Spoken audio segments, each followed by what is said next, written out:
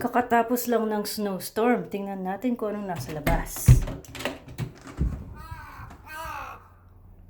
OMG. Wow. Basurahan namin. Lalagyan namin ng bike.